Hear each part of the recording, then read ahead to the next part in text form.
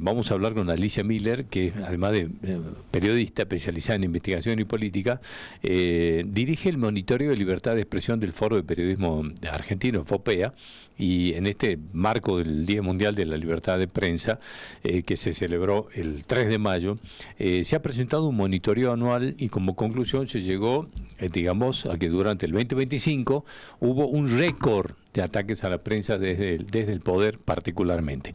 Así que, Alicia, gracias por atendernos. Buen día. Hola, buenos días. Un gusto saludarles. Lo mismo para nosotros, es un gusto enorme y coincide esto, digamos, este informe del monitoreo de FOPEA con esto que comentábamos recién de este retroceso que ha tenido la Argentina en el ranking de libertad de prensa, que se menciona particularmente el tema de la hostilidad institucional, ¿no? Que coincide mucho con esto que estamos viendo. Pero bueno, este récord del 2025 es realmente muy preocupante. Sí, ya lo creo.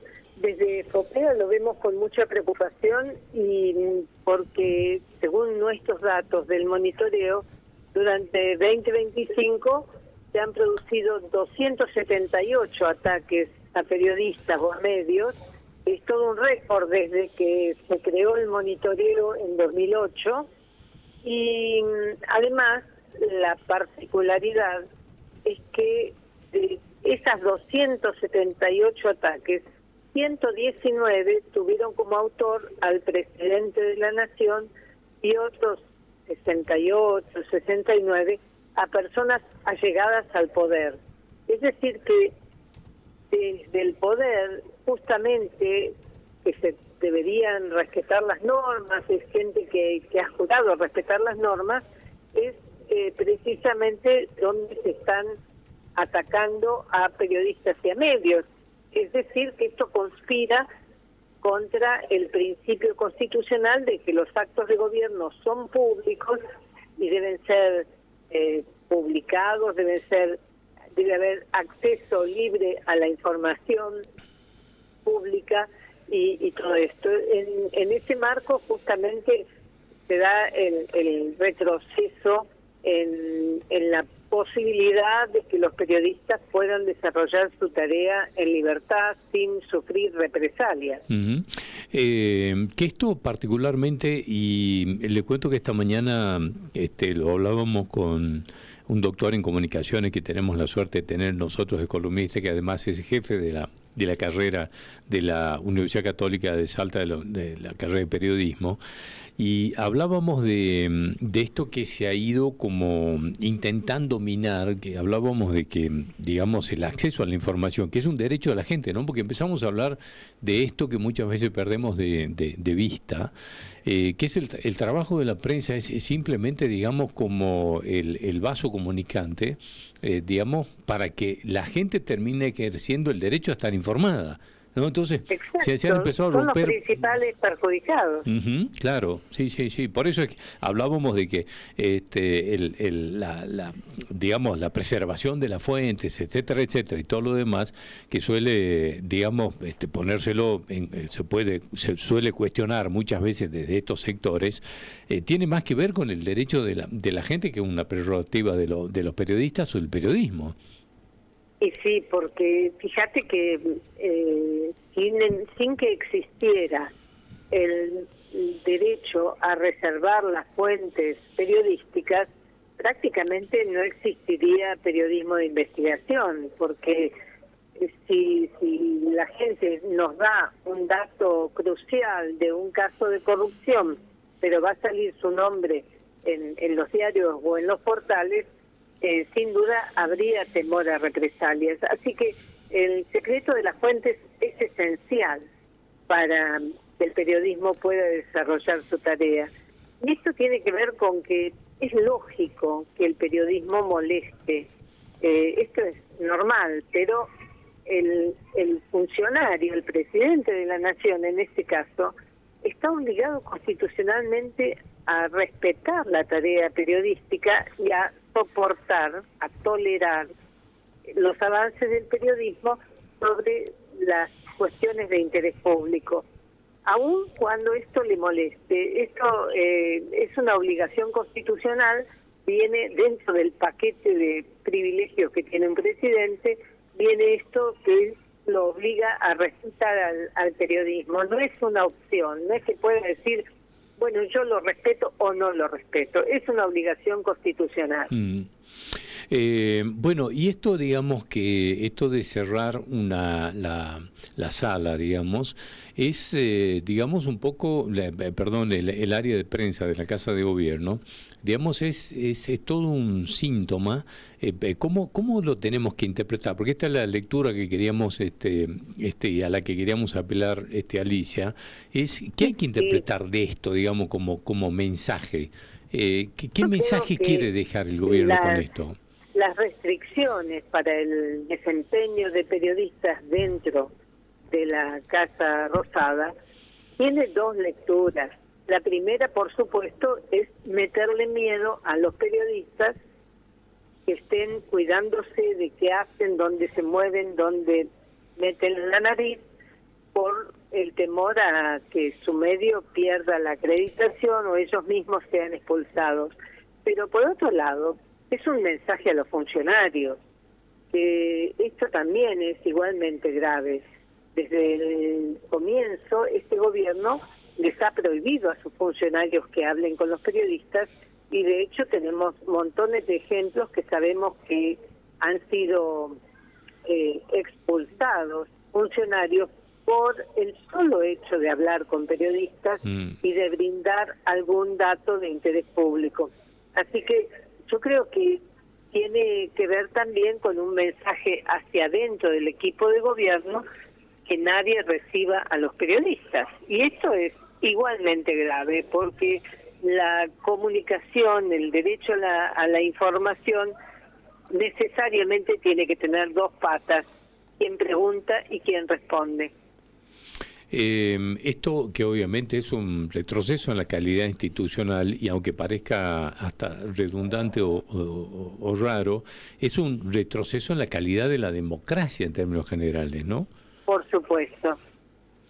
Sí, porque está visto que en esta orientación que tiene el presidente, no está solo, lamentablemente, que en el país, en otros países, tanto de América como de Europa, y ni hablar de otros continentes, hay una fuerte tendencia de los jefes de Estado a sentirse autócratas más que demócratas, a no respetar las reglas de la democracia, aun cuando hayan llegado al poder con las reglas de la democracia a través de una elección.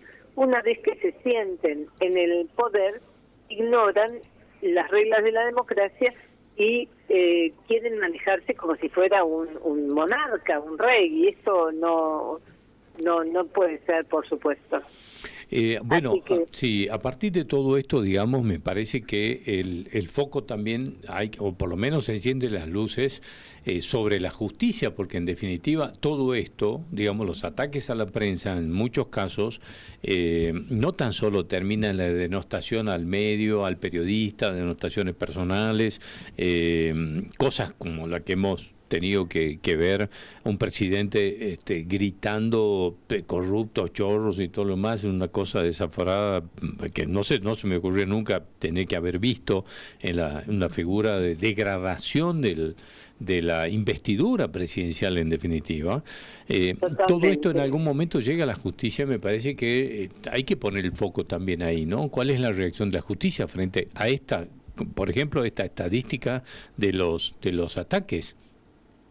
Sí, estamos todos muy atentos de qué va a hacer la justicia, por ejemplo, con esta barbaridad que ha hecho la Casa Militar de denunciar penalmente a Luciana Geuna y a su compañero del equipo de TN por mostrar los pasillos de la Casa Rosada, algo que, como ella misma demostró, y salió publicado en varios medios, está disponible hasta en Google Maps. Sí, sí, realmente es... La Casa Militar puso al sistema penal que está destinado a perseguir delincuentes, lo puso a perseguir periodistas. Esto es una barbaridad que obviamente si existiera una justicia independiente ya tendría que haber sido rechazada esa denuncia in limine, es decir, de entrada nomás sin esperar, sin demorar ni un día. Así que estamos todos muy atentos de qué sucede con esto, en especial porque en el año 2025, por ejemplo, el monitoreo de FOPEA detectó que hubo 20 demandas contra periodistas, no solo a nivel nacional, sino en algunas provincias. Es decir, también hay un fuerte frente de arremetida judicial contra periodistas que ya por cualquier nota que publican reciben cartas, documentos, amenazas de demanda o directamente demandas, ya sea civiles o penales. Sin una justicia independiente tampoco se puede funcionar en democracia, porque imagínate lo que significa para un periodista que es un asalariado, que tiene un sueldo que nunca nos sobra a nadie, tener que pagar un abogado, tener la incertidumbre de si le van a embargar la casa si es que ha podido comprársela, o el auto, o lo que tenga. Esto, por supuesto, que te quita la tranquilidad mental para salir, investigar, opinar, hacer tu tarea como debería. Que creo que hay que dejar en claro que nadie está queriendo que quienes sientan que han sido injustamente atacados no tengan que recurrir, obviamente, a digamos, a un tipo de resarcimiento, porque, digamos, hay malas informaciones o malas intenciones en algunas informaciones, pero para eso está, digamos, el funcionamiento de la justicia, para eso están establecidas leyes que bueno, que son, ¿no es cierto?, a las que hay que recurrir. Justamente desde FOPEA lo que buscamos es, para empezar, capacitar a los periodistas para que cada vez se cometan menos errores, menos excesos en la comunicación y en la información que se proporciona, que seamos cada vez más rigurosos, más profesionales, y también que conozcamos de las normas. Nadie está pensando que un periodista tenga impunidad, por supuesto, para acusar falsamente ni nada por el estilo, pero existe, por ejemplo, el derecho a réplica, que cualquier persona que se sienta ofendida puede ir al medio y pedir y exigir que su visión de los hechos sea publicada con la misma dimensión que la nota que lo afectó, y también, por supuesto, la posibilidad de hacer una demanda civil por daños cuando se compruebe real malicia, es decir, no solamente que el periodista cometió un error o publicó algo que no era cierto, sino que tuvo un desdén, una falta de profesionalidad, falta de rigor en confirmar si la información era o no verdadera. Eso es lo que se llama real malicia y es la jurisprudencia que ha sentado la Corte Suprema de Justicia. Todo lo que se pretenda hacer más allá de esta jurisprudencia, por supuesto, lo que busca es atemorizar, generar autocensura en los medios y temor en los periodistas. Alicia, por último, esta estadística y este monitoreo, digamos, que se ha modificado del 2024 al 2025, que nos decía que había crecido considerablemente. Sí, más del 100% desde el 2024 al 2025. En el informe de monitoreo que está del año 25, que está disponible en la página monitoreofopea.org, allí están los informes desde el 2008 hasta el presente. Incluso se pueden ver los datos ya del 2026, ya que se va modificando, actualizando día por día en la página.